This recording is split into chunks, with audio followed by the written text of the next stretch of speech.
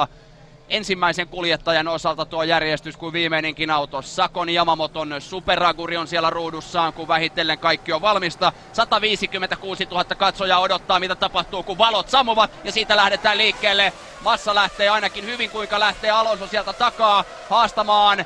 Ei tunnu pääsevän Toyotoista ohi, vaan tässä samassa järjestyksessä mennään kärjen osalta ensimmäiseen mutkaan. Sitten työntää Alonso sisälle ja lähtee haastamaan sieltä Jarno Trullia. Massan johdolla kuitenkin tullaan tuosta ensimmäisestä mutkasta läpi ja Alonso on noussut neljänneksi, on pystynyt yhden pykälän poimimaan ja yllättävää kyllä näyttää siltä, että kaikki pääsevät matkaan ilman mitään suurempaa ongelmaa. Tuohon ensimmäiseen mutkaan ei mitään joukkokolaria.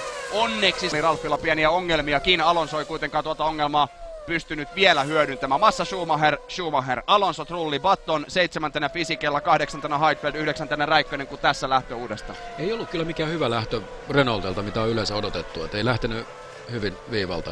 Fisichella jopa putoaa pykälän tuossa. Kummatkin lähti yllättävän huonosti. Kimi siellä kuvan oikeassa reunassa letkan keskivaiheella ottaa mielestäni aika turvallisen linjan ja tästä näkyy kuinka Alonso haastaa aggressiivisesti ja tässä päästään Fernando Alonso vinkkelistä itse asiassa katsomaan tämä startti. Toyotat lähti ihan yhtä lailla tuosta mutkasta. Kevyellä kuormalla. Totta. Alonso etsii ja ei tunnu löytävä vasta oikeastaan